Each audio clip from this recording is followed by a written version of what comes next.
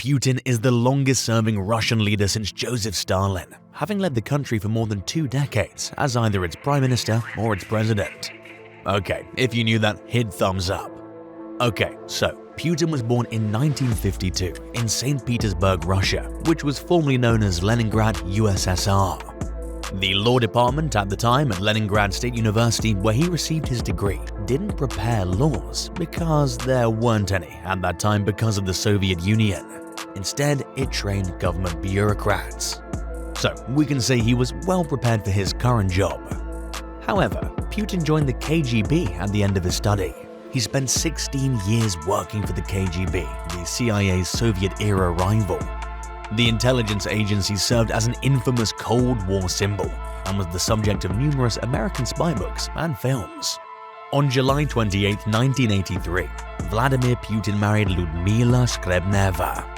The couple lived in East Germany from 1985 to 1990, where they had 2 children, Maria and Yekaterina Putina. Putin announced the dissolution of the marriage on June 6, 2013. According to the Kremlin, their divorce became official on April 1, 2014. As a lover of the great outdoors, Putin frequently urges Russians to engage in sports like skiing, cycling, fishing, and horseback riding as a healthy way of life. With the rank of Lieutenant Colonel, Putin retired from active KGB service in 1990. He then went back to Russia to take a position as pro-rector at Leningrad State University, where he was in charge of the institution's external relations. Soon after Sobchak, St. Petersburg's first democratically elected mayor hired Putin as his advisor. He quickly gained Sobchak's trust and established a reputation for getting things done. By 1994, Putin had been appointed deputy mayor of the city where he was born, and by 1998, he was in charge of the FSB, the domestic KGB's successor. Putin relocated to Moscow in 1996, where he joined Pavel Borodin's staff as the main administrator of the Kremlin's presidential office.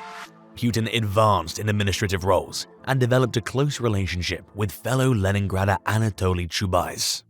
Putin was appointed director of the Federal Security Service, or FSB, the country's replacement for the KGB by President Boris Yeltsin in July 1998. Shortly after, he was appointed secretary of the influential Security Council. In 1999, Yeltsin named Putin as prime minister while looking for an heir to take over his position. The Russian constitution appointed Putin as acting president of the Russian Federation when Boris Yeltsin abruptly resigned on December 31, 1999, following accusations of bribery and corruption. Despite Yeltsin's resignation forcing an earlier election date on March 26, 2000, the next regular Russian presidential election was originally slated for June 2000. Putin's popularity levels quickly surpassed that of his rivals, having initially lagged well behind them due to his pro-law and order stance and astute management of the Second Chechen War as acting president. Putin won 53% of the vote on March 26, 2000, to win his first of 3 terms as president of the Russian Federation.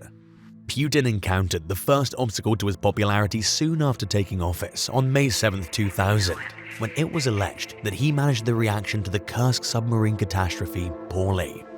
He received harsh criticism for delaying his arrival at the site for more than 2 weeks after leaving on vacation.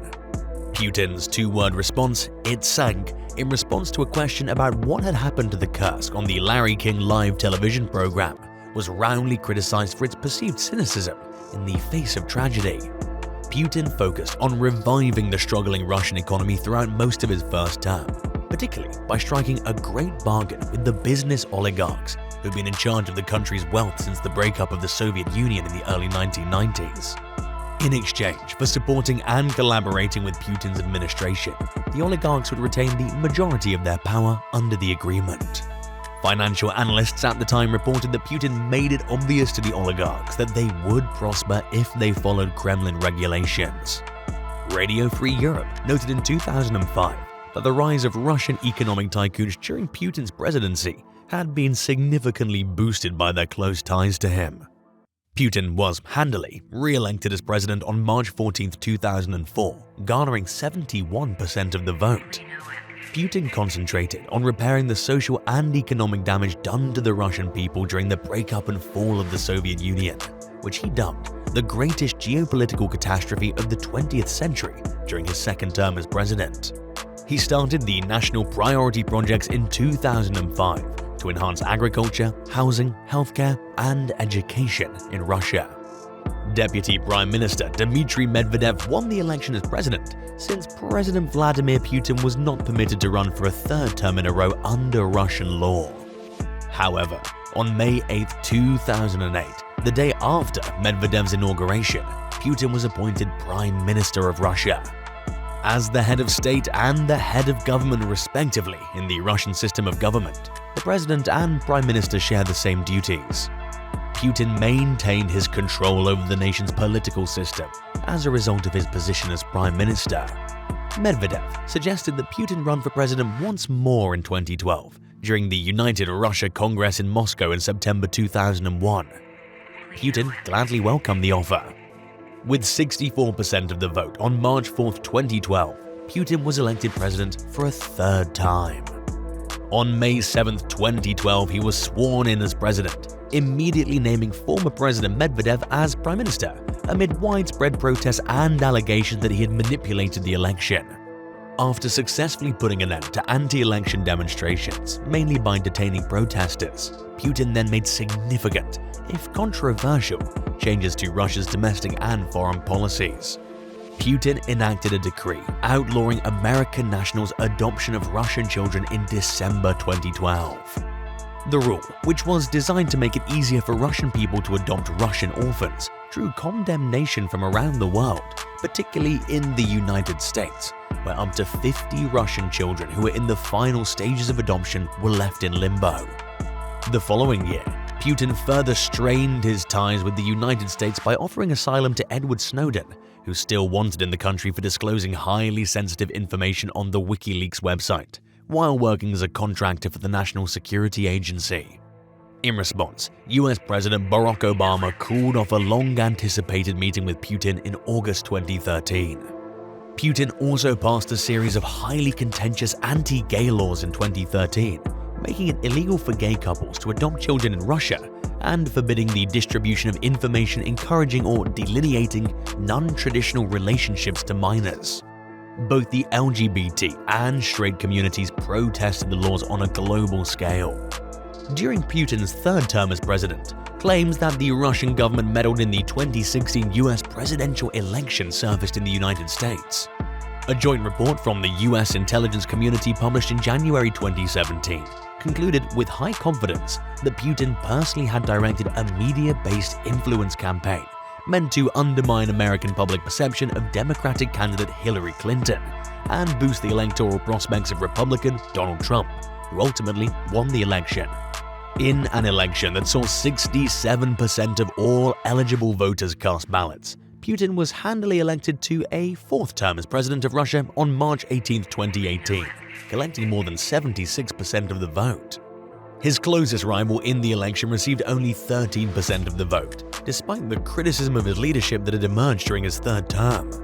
Putin declared that he would not run for re-election in 2024, following the Russian constitution shortly after taking office on May 7th.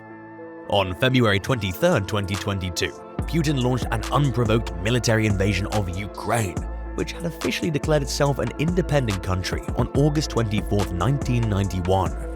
Putin used the erroneous claim that Ukraine was not a legitimate country to defend his actions. The United States, the European Union, and other NATO members condemned Putin after Russia began its 2022 invasion, significantly increased its financial and economic support for Ukraine, and imposed several crippling financial and economic sanctions on the country. Multiple American and international businesses also stopped operations in or with Russia. Russian President Vladimir Putin has been a closed book for as long as he's been in the public eye, with comparatively few verified facts about his true foreign policy beliefs and the driving forces behind his actions. His personal life, too, has been shrouded in mystery and controversy.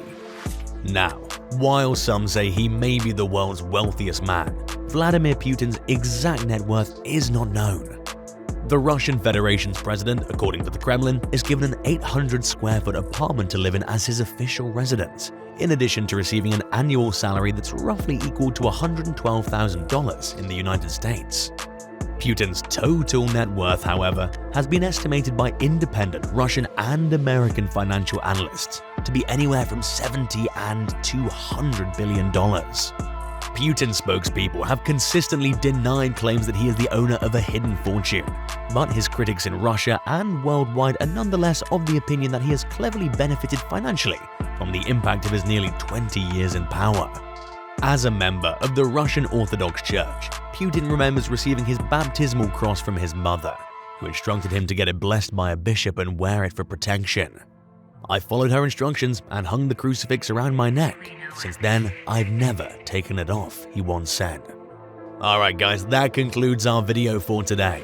What more do you know about the Russian president that wasn't mentioned? Please share with us in the comment section below. Don't forget to subscribe for more and give this video a thumbs up. Bye for now.